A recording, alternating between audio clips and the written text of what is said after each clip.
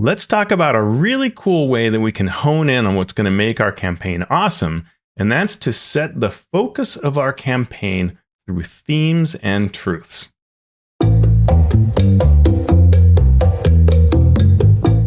This video builds on the previous series that I've been doing on starting a new campaign, and this also mimics many of the articles that I have, as well as others, on my blog on this concept of starting up a new campaign and choosing what kind of a campaign and how do we go about choosing new role-playing games and what to play, what kind of setting, and all of those kinds of questions that we can have to start steering the choice of which campaign we have.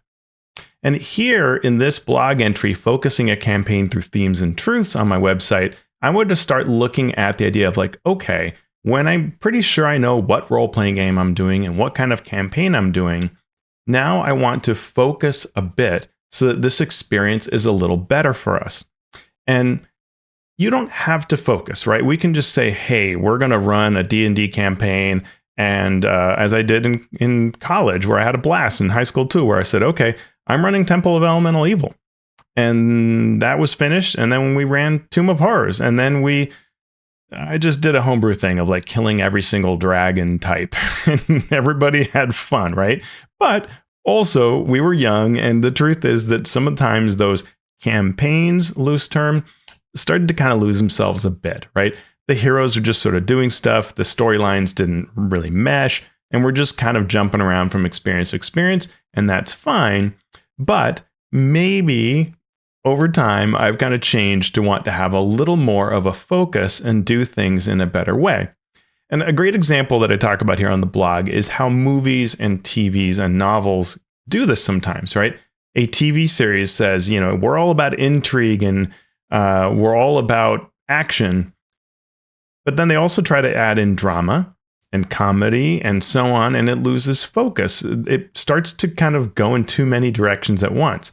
A TV series ends up being amazing when it nails it, right? When it has that real focus where week after week it's delivering this really nice slice of that thing you want, right? Think about a TV show like Andor and why that delivered so well versus some later seasons of The Mandalorian where there's a lot going on, right? I still really enjoy watching it, but it didn't deliver like season 1 of Andor. There's a reason for that. We can do the same thing in our campaigns to focus that story. Think through what is it about this experience, this game system, the setting we have here, the adventure options we have that can really focus in to be a really cool part of the experience that feels right? Session after session will feel right. It can be really helpful to think about the themes that we are drawing upon in telling our stories for this particular campaign, right? We're going to create a campaign that hits on some type of experience, and we don't want every theme in the book to be there. We want to narrow it. Now, we may change away from our main themes periodically just to brighten things up or darken things, to change, right? To zig and zag a bit. But we don't want to do that without intention. We want to zero in on the type of experience we're having.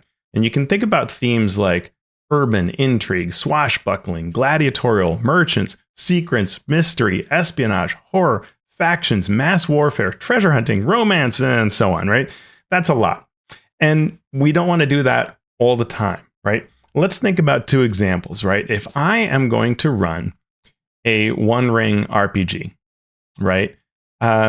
This already comes with it some thoughts on theme. If you think about the One Ring, when you think of the Lord of the Rings story, you probably start thinking about themes that are there, right? Like maybe different cultures that we're going to meet and bring together and unite, right? Fellowship, long travels through difficult lands, facing big odds where heroism and individual strengths will matter and the test of one's character, right? Things like that. These are all themes that can come together.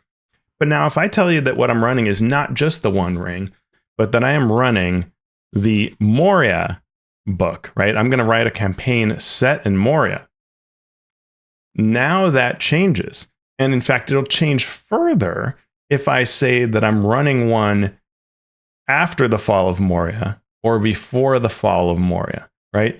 if you are at all familiar with those concepts, you don't need any deep expertise, but just if you're familiar with some of these concepts, you will know that like in our brains immediately we'll start thinking of different aspects, right? Of like greed and corruption and falling away from our ideals if we are seeing the fall of Moria. But after the fall, it becomes a very different thing of exploring in the dark, the dangers. What are we going to wake? What will we discover? Will we face things that are way stronger than we are, right? And what do we do when that happens? And maybe what are these deep, dark secrets and how does one prevent them from growing to become even greater threats that affect the entire land, right? I mean, I'm excited just thinking about that, right? That's what I'm kind of talking about here, where when we focus on these themes, then we start getting into really what the heart of the experience is. And we want to focus on that, right? Rather than stray from it. And we can use examples in a number of ways, right? So Deadlands, there's this awesome Deadlands art there. And I'm a big fan of the campaign I'm running right now. Deadlands, I just want to say, is not my favorite system. I actually really want to try Haunted West out, but I have a great memory of when I first started playing. I think Deadlands was maybe the third role-playing game I tried, maybe third or fourth. I think it was D&D Shadowrun, maybe it was Deadlands. When I first had it run for me, the DM was really good at creating these cinematic scenes. And what really swept me away was that idea of the Wild West and being out in this open land with questions and dangers, and the land itself being dry, arid, hostile in a lot of ways. And then this idea that there were these strange, weird things that could come out, right?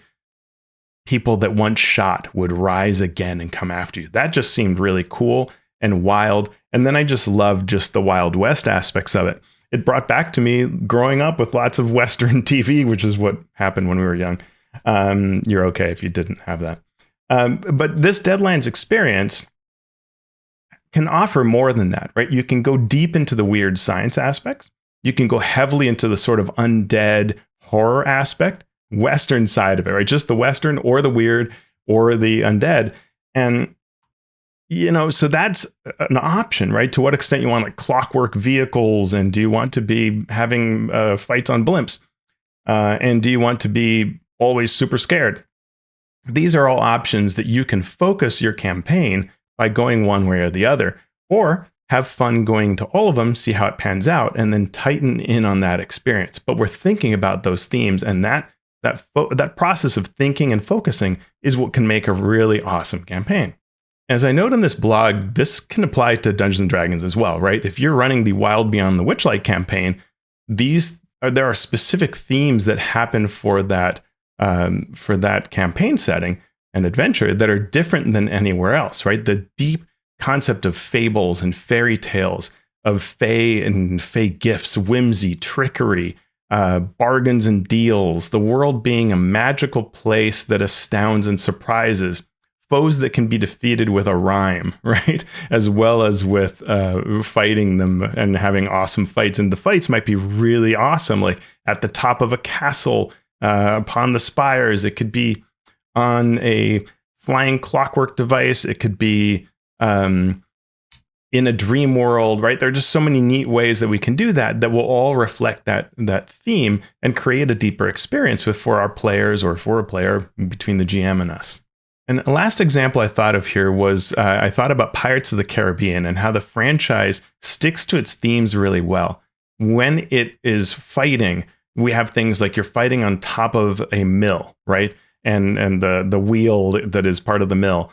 Or we're exploring a lost ruin, and it has that pirate feel throughout, even as it brings in those things about undead or lost civilizations, treasure, right? All of it still has these themes of swashbuckling, humor, ne'er-do-well pirates. That's all woven into the experience in a really cool way.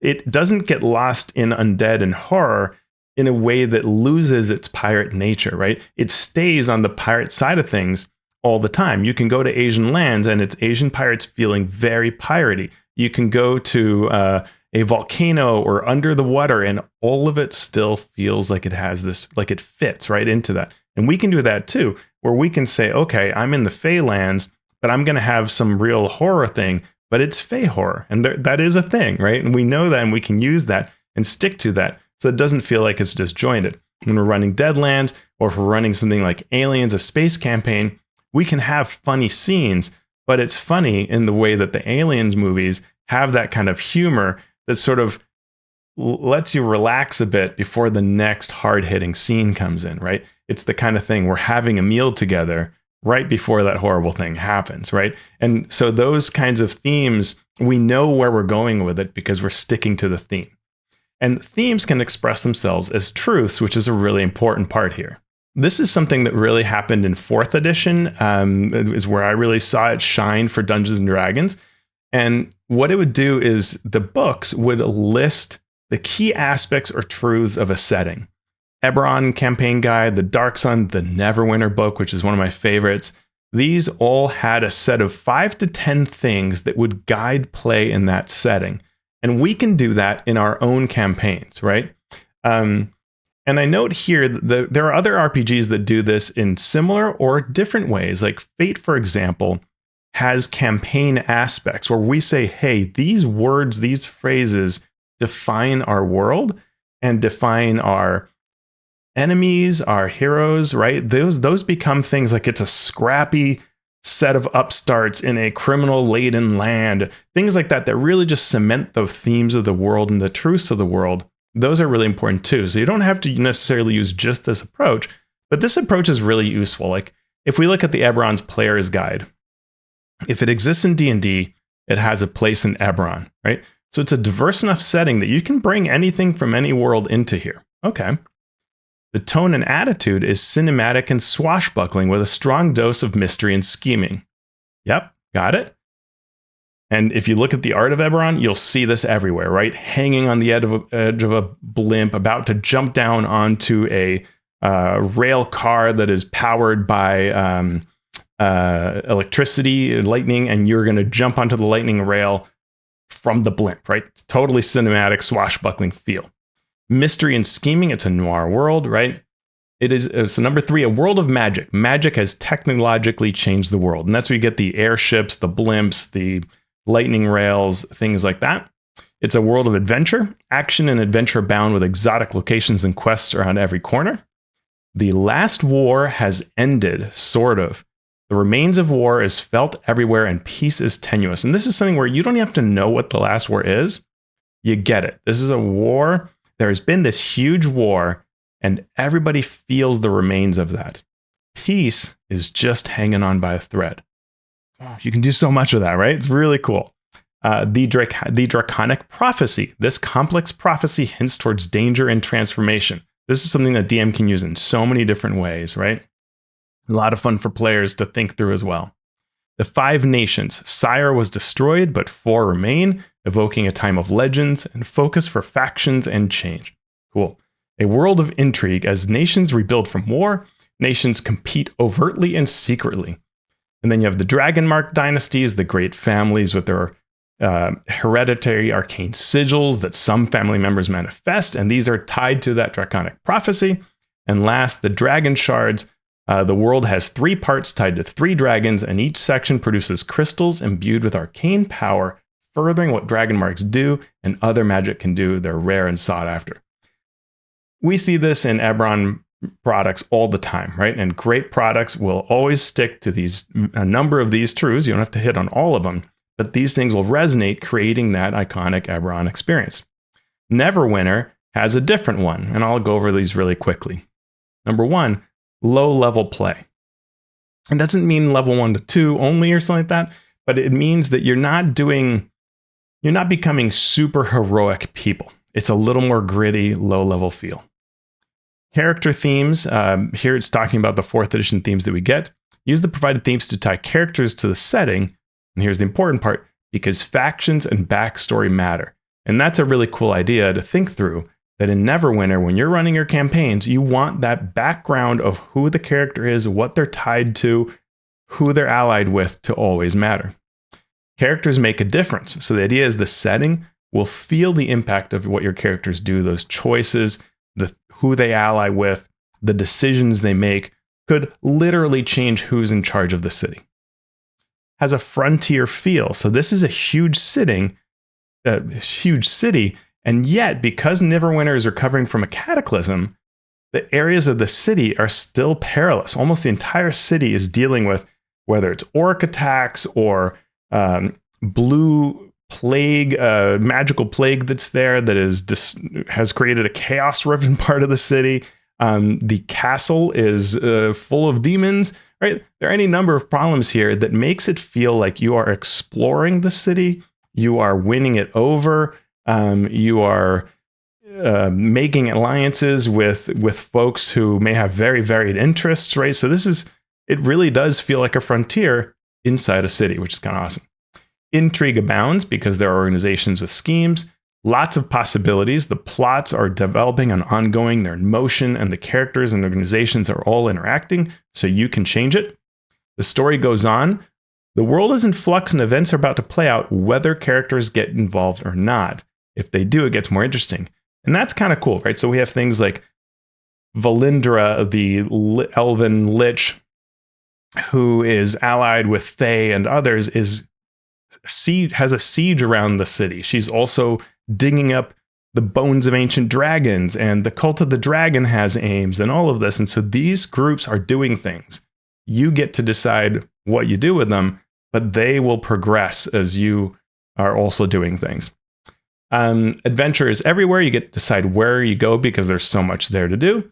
And you won't just stay in the city, number 9, as the city's surroundings impact the city's future. It matters to go to the Dread Ring. It matters to go to the Fae and interact with the elves and see their Fae lands that are tied to Neverwinter and so on. It matters to go deal with the outer towns.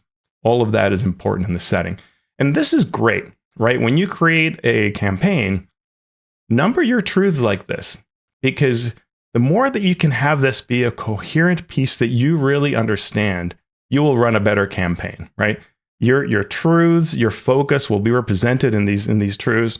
You will have a guideline and share these with the players too, right? You can strip out, like if you look at these Neverwinter ones, I said things that involve my knowledge of the setting, but as a player, you won't read this and see the name Valindra or the Dread Ring. You know, those surprises are still there, but the type of play is clear. And as those setting secrets are revealed, then you'll have names for them, right? But it'll be a lot of fun either way without the secrets that you as GM know. In one of the blog entries, I talked about the idea of like creating a campaign that involved pirates and some islands. And so we could take that idea and go, okay, let's list some truths about this. And so I did this as a sort of just draft approach, just playing around. This isn't a campaign I'm actually running, just random ideas where, okay, let's create 5 truths or 6 truths for our Pirate Isles campaign.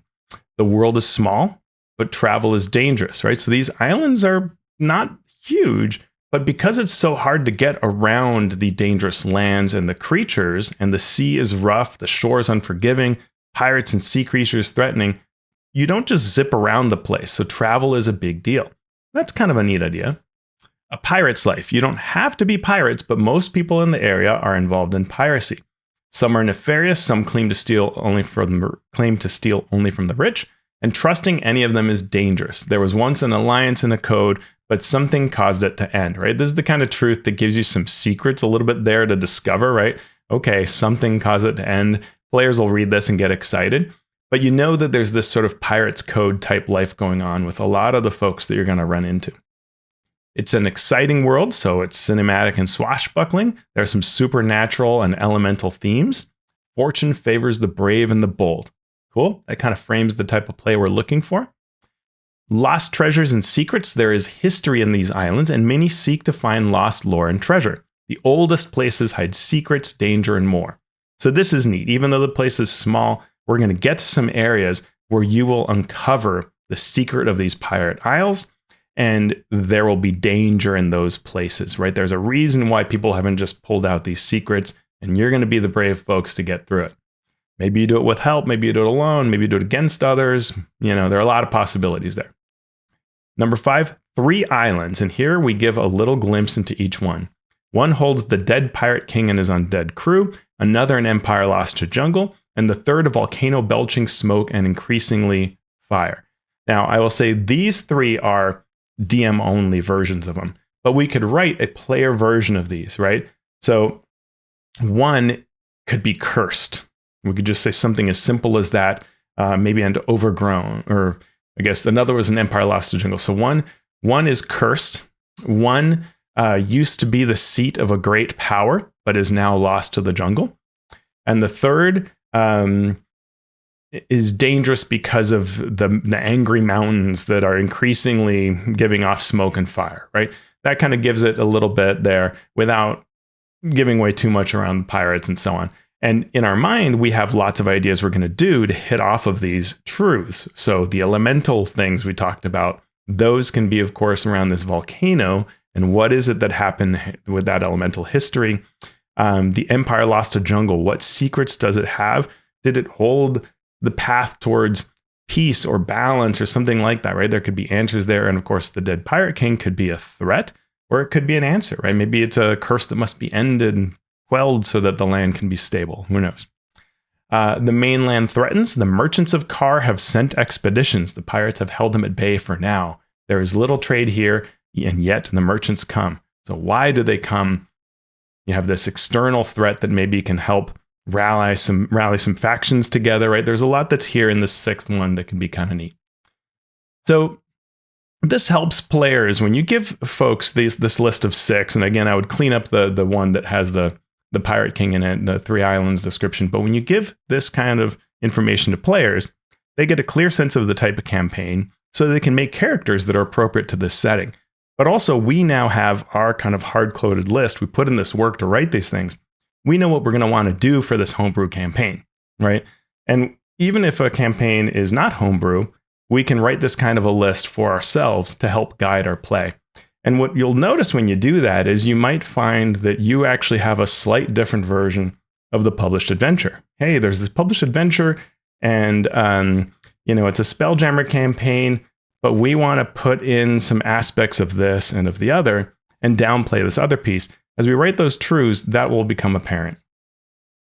Hopefully your mind is full of concepts of what kind of campaign you want to create, or maybe even something you're already running, where you can bring it to greater heights through this focus on the truths of a campaign, on the main themes of a campaign. So I hope this has been helpful. If it has, please share this video. Follow me here.